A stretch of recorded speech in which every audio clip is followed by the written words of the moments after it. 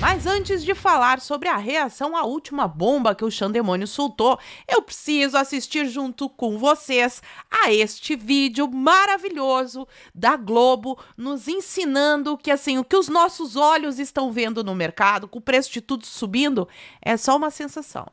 É só uma percepção. Inclusive pegaram ela, Miriam Leitoa, para explicar como isso é bom. Bota o teu nariz de palhaço aí e vamos assistir. Eu também sou dono de casa, a gente vai no supermercado. A gente faz compra. A gente faz compra. E a sensação que a gente tem, e a sensação que as pessoas têm, conversando com as pessoas na rua, é que, poxa, que notícia é essa? Que a inflação desacelera, mas eu vou com R$100 no supermercado, não consigo comprar quase nada, os preços estão super altos. E aí você fala assim, compra menos do que eu comprei. Isso, exato. Olha, essa é uma coisa importante na economia, é que os números nem sempre coincidem com a sensação. Às vezes você tem a sensação de preço alto, sensação de carestia, mesmo quando os índices estão mostrando queda. Se você foi ao supermercado recentemente, viu que batata caiu, tomate caiu, café caiu, mas em geral está difícil de fazer todas as compras. É que tem muitas outras coisas afetando. Por exemplo, o endividamento, ele toma uma parte importante do seu salário, do dinheiro que você preparou para o orçamento. Aí isso é uma coisa. Tem outras despesas que estão ocupando muito espaço nesse orçamento e fica menos para as compras. Então, a sensação continua sendo de desconforto, mas nesse mês de julho e agosto, esses 2 meses, vai ser de alívio, pelo menos em alguns produtos e nesse índice geral. Então, só para ver se eu entendi. Você que está indo ao mercado e não consegue mais fazer as compras com o dinheiro que antes dava para fazer as compras, é só a sensação. É só uma sensação de que está tudo mais caro. Não é que está tudo muito mais caro, a luz subiu de preço, o arroz, o feijão, o café, o tomate, a batata. Não. Você é que está tendo uma sensação. É fazer a população de palhaça, né? Por isso que a maioria das pessoas já não dá confiança para esses jornalistas que, ao invés de mostrar a realidade, ficam ali fazendo assessoria de imprensa para o governo e criando uma narrativa que os favoreça mais. Mas vamos aqui para o seu Xande, que deu essa determinação ontem, que foi assim, ó, o barraco violento. Moraes determina a busca e apreensão contra fonte do jornalista no Maranhão. A investigação começou a partir de uma reportagem sobre o uso de carros oficiais por Flávio Dino e seus familiares. Então, suponho eu que eles não queiram que a gente fale sobre isso daqui, que é o que eu vou falar agora. Não sei se pode, na democracia, ler matérias jornalísticas, mas eu vou me atrever a ler isso aqui. Olha só o que aconteceu, caso você não lembre. Dino e familiares usam como particular um carro blindado do TJ do Maranhão.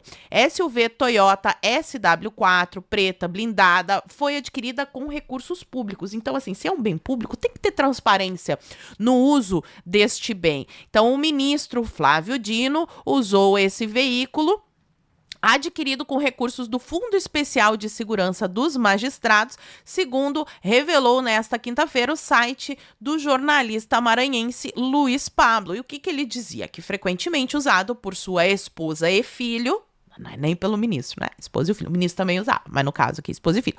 Em deslocamentos particulares dentro da capital maranhense. Ainda segundo o jornalista, esse é um dos 4 blindados adquiridos pelo TJ do Maranhão com recursos públicos aí destinados exclusivamente à segurança institucional de magistrados e às atividades próprias do judiciário estadual. Eu não sei, no caso, o filho e a mulher do Dino, o que eles estavam fazendo. Mas, enfim, né?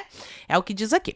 Aí, de acordo com o site, esses veículos têm uso restrito ao presidente do tribunal, aos corregedores e tem um outro que aí é reservado para um apoio temporário a autoridades judiciais em missão oficial no Maranhão. Então, pode ir para ir na praia? Não. Missão oficial não acontece na praia, com shortinho de praia, que nem a gente viu o Dino. Não se preocupem que eu não mostrarei essa foto horrorosa para vocês. Mas, enfim, rolou na época, né? Então, esse veículo utilizado pelo Dino e familiares seria esse que pode ser usado nessa situação, mas não na situação que ele estava usando. Além do automóvel, o ministro conta com policiais, a escolta, tudo pago com dinheiro público, a gasolina paga com dinheiro público Então, dessa forma, o Flávio Dino desfruta simultaneamente de 2 estruturas públicas de transporte e segurança, uma custeada pelo governo do estado e outra bancada pelo Poder Judiciário Estadual, com recursos originalmente voltados à proteção dos magistrados. E aí tem vários detalhes ali do abastecimento, como é que era pago, enfim, o Dino não curtiu muito. Não curtiu muito. Aí o Moraes abriu esse processo, fez busca e apreensão na casa do jornalista e quando eles fizeram essa busca e apreensão, pegaram os materiais de trabalho do jornalista, no caso o notebook, e foi assim que eles acessaram a fonte, para ficar tudo muito bem explicadinho aqui para vocês entenderem. E a Polícia Federal descobriu via WhatsApp essa fonte do jornalista crítico ao Flávio Dino. Aí aqui conta sobre o relatório que eles acessaram através do WhatsApp web, no notebook do jornalista, mas aqui tem um outro detalhe, porque daí saíram matérias assim, porque pegaram um depósito de 100 mil reais, e aqui explica, e é muito interessante a explicação desse pagamento de 100 mil reais, que provavelmente vocês devem ter ouvido e pensar assim, mas que pagamento é esse? Agora vocês vão saber. A análise das conversas também levou a Polícia Federal a identificar uma transferência de 100 mil feita pelo Diogo Diniz, que no caso seria a fonte, ao jornalista Luiz Pablo. O dinheiro, porém, teria sido depositado na fonte de um terceiro. E para quê? Segundo o próprio relatório da Polícia Federal, o valor correspondia à parte do pagamento de um imóvel rural pertencente ao Danilo Cutrim e adquirido por Luiz Pablo. Então, houve aí uma transação de um imóvel, né? Então, seria interessante levar isso em consideração quando se fala no valor de 100 mil reais, porque se houve uma transação de imóvel, tem documento, cartório, tudo que comprovem, e daí não dá para dizer que o dinheiro da transação do imóvel foi usado para pagar o jornalista. É um negócio esquisito, mas enfim, vamos aqui à repercussão. Renato Souza é um blogueiro aí, tuiteiro, agora é ex, né? Mas ele é bem puxa-saco do PT, bem esquerdista, e olha como ele anuncia a decisão. Não, antes mais uma informação. Essa fonte, casualmente, é inimigo do Dino, ó. Ex-secretário de Segurança Pública do Maranhão, o José Berilo de Freitas Leite, alvo da PF por ordem do ministro Alexandre de Moraes, já foi opositor político do ministro Flávio Dino. É só uma coincidência. Que fez a denúncia que embasa a decisão do Moraes. A defesa de Berilo diz que não teve acesso aos autos. A gente já tá meio que acostumado com esse negócio de não ter acesso aos autos, né? E ele que é apontado como a fonte. Então, como é que o seu Renato Souza noticiou a treta? Em decisão ilegal, gente, isso aqui é importante, porque temos aqui um passador de pano do PT, aplaude o regime, achou o máximo o inquérito das fake news e ele já abre dizendo que foi uma decisão ilegal. Olha só. Alexandre de Moraes autoriza a busca e apreensão na casa da fonte de jornalista do Maranhão. Agora é jornalista, não é mais blogueiro, mas enfim.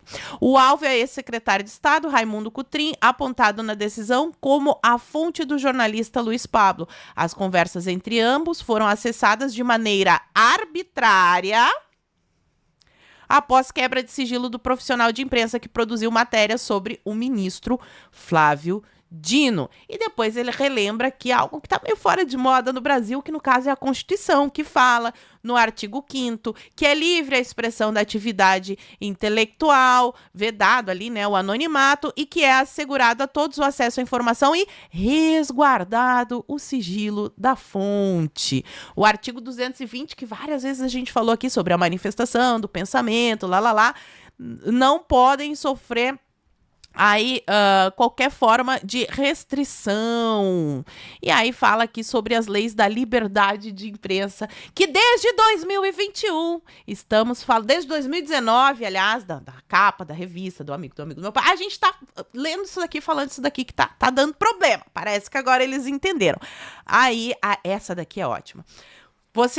A gente vai assistir ao vídeo juntos, tá a cara da Vera Magalhães e a voz que vocês ouvem é a da Thaís Oyama, aquela que ficou braba quando o Bolsonaro chamou ela de japa, sendo que ela, né, tem traços orientais. Mas vejam, essas duas que odeiam o Bolsonaro, odeiam a esquerda, batem palma pro regime autoritário, que elas estão achando? Como é que vocês viram esta situação da busca e apreensão na casa lá da Fonte Jornalística? Conta para nós, Thaís Oyama e Verba Cagalhães. Exatamente, Vera. É um direito fundamental previsto na Constituição e, como você falou, o caso pode ter camadas, o caso está sob sigilo, as partes envolvidas têm argumentos que a gente desconhece, mas me parece que o cerne da questão é muito claro. É um direito fundamental previsto na Constituição resguardar o sigilo da fonte. Então, diante disso, o que foi feito agora me parece um claro desrespeito à Constituição que o STF tem a obrigação de guardar, não é de zelar por. E quando você falou agora que um dos argumentos é de que o jornalista poderia ter participado de alguma forma de um dolo, de um ilícito, mas a questão, eu acho que central é essa, e talvez tenha que ficar bem claro. Ainda que isso tenha ocorrido, o jornalista poderia ter sido investigado por esse dolo. O que não pode, e o que a Constituição veta, é fazer uso do jornalista ou da fonte, como uso do jornalista como caminho para chegar à fonte que ele protege. É aí que a coisa fica muito clara, e aí que me parece que não existe dúvidas de que, neste momento, o ministro Alexandre de Moraes, ele se sobrepôs à Constituição. Você não acha isso? Eu acho, concordo. E ele faz isso numa decisão monocrática de um caso que diz respeito a um princípio constitucional que está inscrito no artigo 5º, que é um dos artigos mais centrais da Constituição. Eu vou até ler aqui o que ele diz textualmente. Diz o artigo 5º, inciso 14 da Constituição. É assegurado a todos o acesso à informação e resguardado o sigilo da fonte quando necessário ao exercício profissional. Então aqui é um princípio que ele tem duas mãos. Uma delas é o direito do jornalista ao segredo da sua fonte e o outro é o direito do cidadão a ser informado e ser informado muitas vezes de uma maneira que exige o sigilo da fonte. Tem outros casos. Nada como um dia após o outro, né, dona Verba? Quando estava no auge das buscas e apreensões, quando fecharam um veículo de mídia chamado Terça Livre, quando faziam busca e apreensão na casa de jornalistas que vocês gostam de chamar de blogueiros ou comunicadores, enfim, faziam busca e apreensão, toda essa coisa, a senhora estava postando este memezinho aqui, vigiar e punir, gostoso demais. Agora a senhora não está mais gostando, dona Verba? Seria esse um recado dos magnânimos da Suprema Corte, que sei lá, um dia eles podem ir, por exemplo, fazer isso com o Lauro Jardim, a Malu Gaspar, a Verba Cagalhães, caso publique algo que a Suprema Corte não gosta? Enfim, talvez em breve nós iremos saber aí, porque a tendência é o regime cada vez ficar mais ostensivo. E o Max Cardoso traz um detalhe muito interessante na sentença, na decisão ali do ministro. Ele cita, vejam vocês, o inquérito das fake news que a Vera Magalhães estava aplaudindo, achando lindo, e que agora ela não tá mais gostando da democracia. E diz o seguinte, nosso querido Xandemônio, e ainda bota um acento, né? Mas enfim, a gente já tá acostumado com os errinhos de português do nosso querido ministro.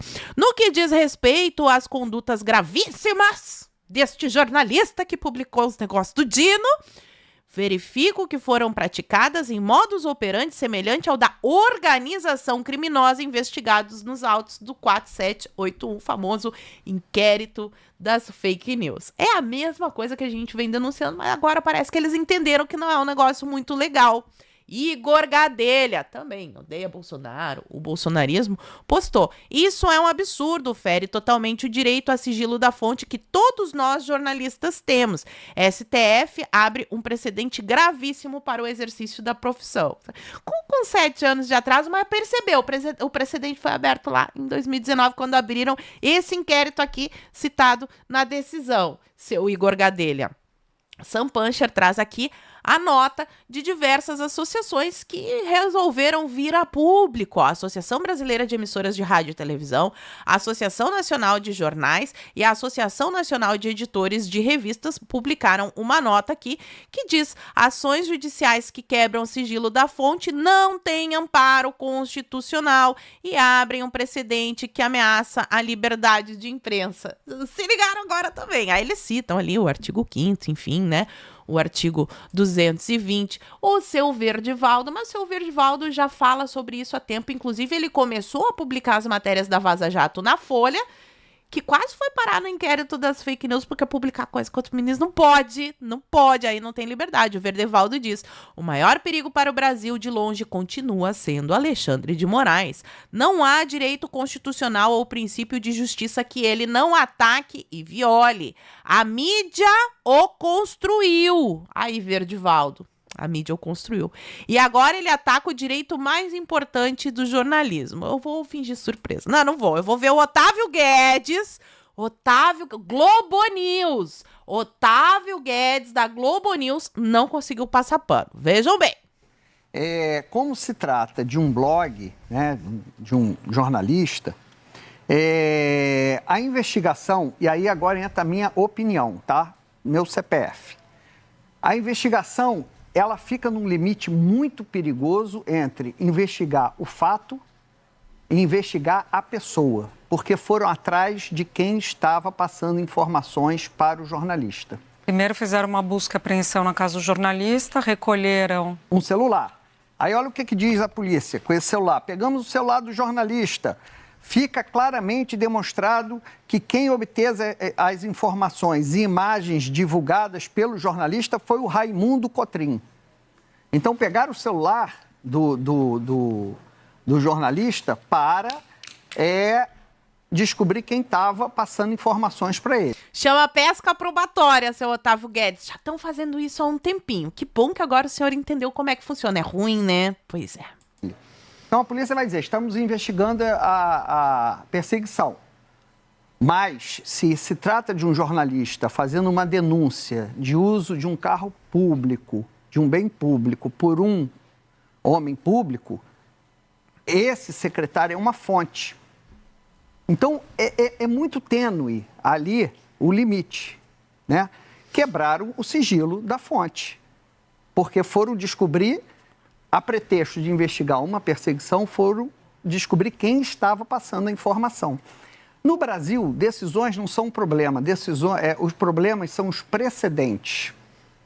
Hoje nós temos ministros que são alvo de reportagens investigativas, né? O próprio ministro Alexandre de Moraes, com a história dos contratos do escritório da esposa dele, o Toffoli com a compra do resort, fotos divulgadas também por jornalistas de chegada de banqueiros e confraternizações do seu resort. Ou seja, é nesse contexto, opinião minha, que é perigoso você abrir qualquer precedente para quebrar fonte de jornalista, porque amanhã o ministro vai querer saber quem está divulgando informação contra ele. Né? Pois é, contra Malu Gaspar, Laura Jardim, até o senhor por esse comentário poderia ser incluído no inquérito das fake news, porque o precedente já foi aberto, é só que vocês só perceberam agora. Ah, mas nós temos ela, a nossa maravilhosa Paquita do Satanás passando pano, um negócio inacreditável. Vamos aqui ver ela passando vergonha mais uma vez. Ela foi a única, tá, gente, que passou pano. Gente, o ministro Alexandre de Moraes autorizou hoje uma operação de busca e apreensão com múltiplos alvos no estado do Maranhão. O que é que está sendo apurado, né? Meses atrás, você viu aqui, inclusive no All News, um blogueiro do estado do Maranhão foi alvo de uma ação autorizada pelo ministro Alexandre de Moraes porque divulgou o trajeto, veículos, placas utilizadas pelo ministro Flávio Dino e pela família dele no Maranhão quando a família, o Dino é do Maranhão, está no estado.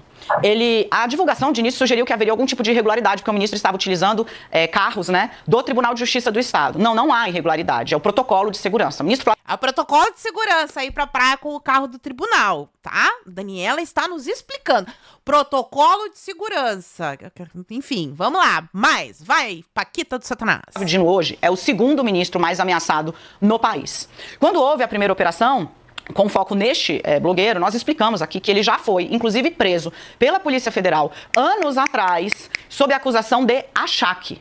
Tá, então, assim, isso é um outro caso. A gente tá falando no caso do sigilo da fonte, que inclusive os outros jornalistas todos falaram o que aconteceu no passado, as outras coisas têm que ser investigadas naquele contexto, não nesse. Mas, enfim. Ou seja, de chantagear alvos, cobrar dinheiro para publicar ou não publicar informações neste blog dele. Pois muito bem, a operação de hoje tem múltiplos alvos. A investigação está toda sob sigilo. E aí, para quem está em casa entender um pouquinho, quando um ministro está tratando do caso que envolve a segurança de um colega, de um outro ministro, o cerco fica muito apertado mesmo.